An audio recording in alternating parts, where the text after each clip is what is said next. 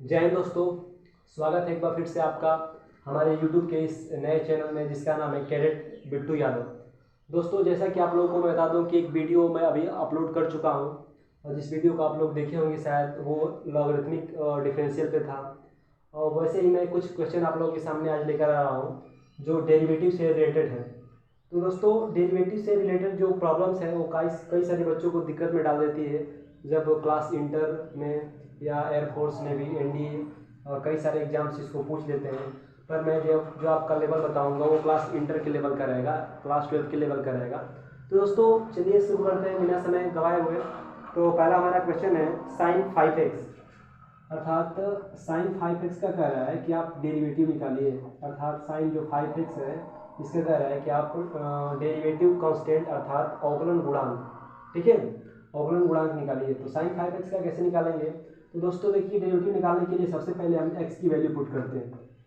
दोस्तों जब x की वैल्यू पुट करेंगे तो हमें यहाँ पे 5x की डेरिवेटिव मिलेगी, 5x की डेरिवेटिव मिलेगी। और जो 5x की डेरिवेटिव हम पुट करेंगे, 5x पुट करेंगे तो हमें साइन 5x की डेरिवेटिव मिलेगी। तो सबसे पहले हमें जानने वाली बात यह है कि किसका फलन कौन है। जो बच्चा इतनी बात को पकड़ लेगा कि x फलन है 5x का और 5x फलन है साइन 5x का, तो उसको सवाल करने में थोड़ी भी प्रॉब्लम नहीं होगी। और जो हम तैयारी के लेवल के सवाल को देखते हैं तो वहाँ पे डायरेक्ट हम उड़ा देंगे कि साइन 5x का होता है cos 5x और 5x का 5 यानी कि 5 cos 5x। तो ये यहाँ पे नहीं चलेगा। हमें एग्जाम देना है, हमें इंटर का जो है वो लिखित एग्जाम देना है, तो हमें कुछ ना कुछ तो बढ़ाकर लिखना होगा। तो दोस्तों चलिए इसको सॉल्यूशन करने का मैं तरीका बताऊंगा। सबसे पहले आप लिखिए मेरे साथ सॉल्यूशन, ठीक है। आप सॉल्यूशन में क्या लिखेंगे? सबसे पहले लिखेंगे जो फंक्शन दिया रहेगा उस फंक्शन को आप y के बराबर मान लेंगे। अर्थात जो हमारे ये y साइन 5x फंक्शन है इसको हम y बराबर साइन 5x के फंक्शन के रूप में मान लेते हैं, ठीक है। अब हम जब x की वैल्यू पुट करेंगे तो 5x की वैल्यू आएगी और जो 5x की वैल्यू पुट करेंगे तो साइन 5x की वैल्यू आएगी। तो इसीलिए चलिए हम डेरिवेटिव दो बनाते हैं, अवकलन दो बनाएंगे।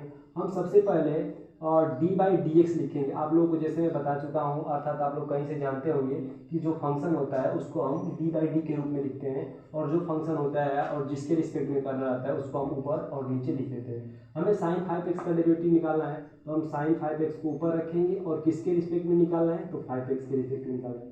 5x को यहाँ पे हम रख देंगे। दूसरी बात इंटू करेंगे हम यहाँ पे। अब हम फिर 5x का डेरिवेटिव निकालेंगे तो d5x करेंगे, d5x और किसके सापेक्ष कर रहे हैं भाई लोग? तो x के सापेक्ष कर रहे हैं, ठीक है। इतनी बात है सभी बच्चों को समझ में आ गई होगी कि जो y बराबर साइन 5x है तो हम इसको कैसे लिखेंगे कि जो x हमारा है x की वैल्यू रखेंगे तो साइन 5x की वैल्यू आएगी और जो साइन 5x की वैल्यू रखेंगे तो जो 5x की वैल्यू रखेंगे तो साइन 5x की वैल्यू आएगी। सॉरी माफ करिएगा, थोड़ा हल्की सी मिस्टेक हो गई।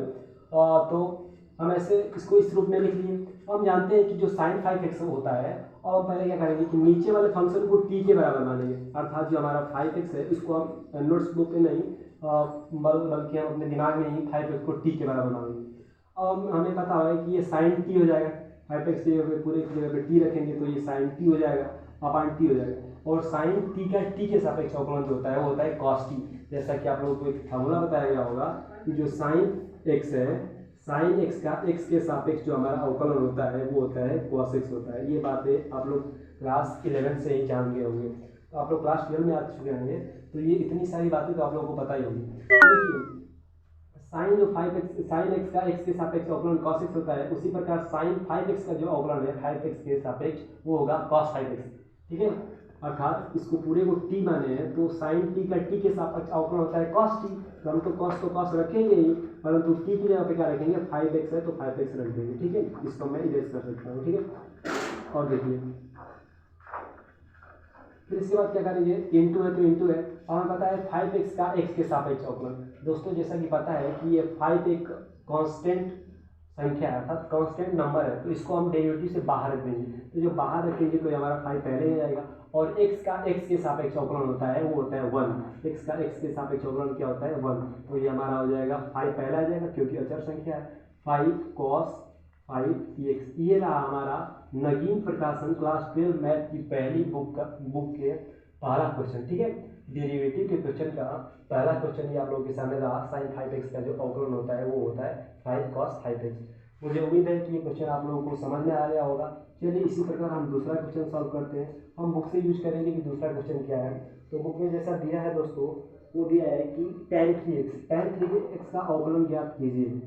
ये कह रहा है कि जो tan 3x है उसका हमें क्या करना है, अवकलन ज्ञात करना है। दोस्तों जैसा tan x है, मैं बताऊँ आप लोगों को कि हमें तो क्लास इंटर में एग्जाम देना है, ना कि हमें टिक करना है। ठीक है, तो हमको स्टेप बाय स्टेप चलना है। तो सबसे पहले हम इसका सॉल्यूशन लिखेंगे। ठीक है, सबसे पहले इसका हम क्या करेंगे, सॉल्यूशन लिखेंगे। और सॉल्यूशन में क्या लिखेंगे, इस फंक्शन जो फंक्शन दिया उसको y के बराबर मानेंगे। तो y बराबर हमारा हो जाएगा tan 3x, y बराबर tan 3x हो जाएगा। अब देखिए दोस्तों, फिर आपको वही दिमाग लगाना है। यदि हम x की वैल्यू पुट करते हैं तो हमें 3x की वैल्यू मिलेगी, 3x का डिफरेंशियल मिलेगा। यदि हम 3x की वैल्यू पुट करते हैं तो tan 3x की वैल्यू अर्थात tan 3x का डेरिवेटिव मिलेगा। तो हमें फंक्शन फिर दो मिल रहे हैं, हमें फलन फिर दो मिल रहे हैं। अर्थात जो x है वो 3x का फलन है और 3x जो है वो tan 3x का फलन है। तो जो जिसका फलन है उसको उसी के नीचे रखेंगे। मैं आप लोगों को पहले बता चुका हूँ। तो y बराबर जो tan 3x है डी बाई डी तो हम लिखेंगे, क्योंकि मैं आपको पहले ही बता चुका हूँ कि डिफरेंशियल का चिन्ह है तो इसको कभी भी मिस नहीं करेंगे। तो जो tan 3x है वो किसका फलन है, वो फलन है हमारा 3x का फलन है। तो हम इसको 3x लिख लेंगे। और जो इनटू में फिर से करेंगे, जो d3x है वो हमारा किसका फलन है, वो हमारा है x का फलन। जैसा मैं आप लोगों को पहले बताया हूँ कि x की वैल्यू पुट करेंगे तो 3x का डिफरेंशियल मिलेगा, 3x की वैल्यू पुट करेंगे तो tan 3x का डिफरेंशियल मिलेगा। उसी वे में मैं कर रहा हूँ इस बात को, कोई भी दिक्कत आप लोगों को नहीं होगी। तो फिर क्या करते हैं, y बराबर दोस्तों इस पूरे नीचे वाले फंक्शन को हम t मानते हैं तो tan t बटा t हो जाएगा। और आप लोगों को पता होगा कि tan t अर्थात tan t का t के सापेक्ष जो हमारा अवकलन होता है, अर्थात जो tan t है वो t के सापेक्ष उसका अवकलन जो होता है वो होता है sec square t, sec square t। ठीक है, sec स्क्वायर t होता है। तो हम क्या करेंगे, tan t जो है उसका t के सापेक्ष अवकलन हमारा हो जाएगा sec स्क्वायर t। बट हमें तो पता है कि जो t है उसकी जगह पर 3x है, तो हम t की जगह पर 3x रख देंगे। तो sec स्क्वायर 3x हो जाएगा। और देखिए जो 3x है उसका x के सापेक्ष अवकलन निकालेंगे। तो हमें पता है कि 3 संख्या एक कांस्टेंट नंबर है तो वो अवकलन से पहले आ जाएगी, तो इसको हम पहले लिख लेंगे। और x का x के सापेक्ष अवकलन आपको पता ही है कि x का x के सापेक्ष अवकलन 1 होता है। तो 3 में 1 से मल्टीप्लाई करेंगे तो मान में कोई परिवर्तन नहीं। 3 संख्या अचर है दोस्तों, तो अचर संख्या को हम लोग पहले ले लेंगे और ये हमारा अवकलन हो जाएगा 3 sec square 3x sec square 3x। यही हमारा आंसर हो जाएगा। और मुझे ये उम्मीद है कि आप लोगों को दोनों क्वेश्चन बहुत ही अच्छे तरीके से समझ आएंगे। तीसरा क्वेश्चन लेते हैं, एक अलग पैटर्न बदलते हैं क्वेश्चन का। देखिए एक तीसरा क्वेश्चन लेते हैं sin की पावर 4x। ठीक है, तीसरा क्वेश्चन लेते हैं sin की पावर 4x। देखिए दोस्तों इस क्वेश्चन को कैसे सॉल्व करें। कोई भी क्वेश्चन कितना से कितना बड़ा क्वेश्चन आ जाए, यदि अभी तो मैं इस सीरीज को स्टार्ट किया हूँ, आगे आप लोगों को लॉग के साथ चरघातांकीय फलन ई के साथ और कई मतलब चार घातांकीय फलन जैसे लॉग है, एक ई है, इसी के बेस में जो होते हैं उसमें आप लोगों को कई सवाल मिलेंगे। तो मैं आप लोगों को बताऊंगा कि इसको कैसे हल करते हैं। देखिए हमारे सामने क्वेश्चन है, इसको सॉल्व करते हैं। sin की पावर 4x है, पहले मैं बता रहा हूँ आप लोगों को। आप लोग लिखिएगा सॉल्यूशन, क्या लिखिएगा आप लोग, सॉल्यूशन। और जो दिया है उसी को y के पद में लिखेंगे, अर्थात y बराबर क्या हो जाएगा, sin की पावर 4x, sin की पावर 4x। दोस्तों क्या मैं एक आप लोगों को बात बता दूं कि जो sin की पावर 4x है इसको आप इस तरह भी लिख सकते हैं sin x की पावर 4, आपको कोई रोकने वाला नहीं है, अर्थात sin x की पावर 4। दोस्तों देखिए यदि x की वैल्यू पुट करते हैं तो sin x की वैल्यू आएगी, और sin x की वैल्यू पुट करते हैं तो sin x की पावर 4 की वैल्यू आएगी। अर्थात इसमें भी कितने फलन बन रहे हैं, 2 फलन बन रहे हैं। अर्थात जो x फंक्शन है वो sin x का फंक्शन है, और जो sin x फंक्शन है वो sin x की पावर 4 का फंक्शन है। इसीलिए हम क्या करेंगे, इसमें y बराबर d बटा d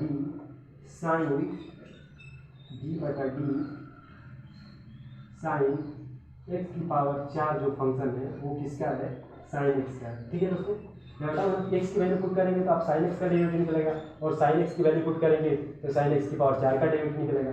तो मैंने sin x की पावर 4 का डेरिवेटिव किसके सापेक्ष निकाला, sin x के सापेक्ष निकाला। और दूसरी बात क्या कि sin x का डेरिवेटिव मैं किसके सापेक्ष निकालूंगा, x के सापेक्ष निकालूंगा।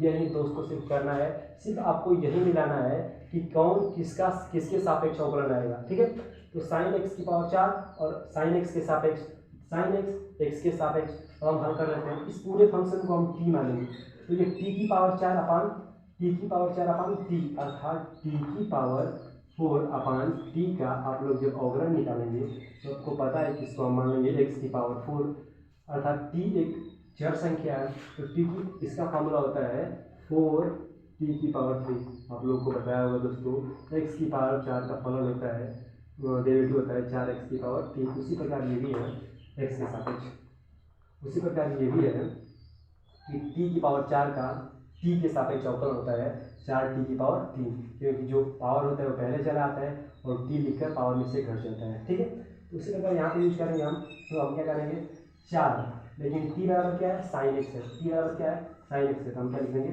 साइन क्यूब एक्स लिखेंगे। ठीक है, और जो साइन एक्स का जो डेरिवेटिव होता है वो होता है कॉस एक्स। तो दोस्तों ये हमारा आंसर आ गया, ये हो गया 4 sine cube x into cos x. दोस्तों जैसा कि first question, second question, third question, तीनों क्वेश्चन आप लोगों को बहुत बढ़िया से समझ में आए होंगे और मुझे उम्मीद है कि आप लोग इस वीडियो को जरूर लाइक कर, मेरे वाले पहले वाले वीडियो को जरूर लाइक कर दिए होंगे और ये वीडियो भी आप देखकर कुछ ना कुछ जरूर सीखेंगे और मेरे वीडियो को आप लोग काफ़ी जो प्यार दिए उसके लिए बहुत बहुत धन्यवाद।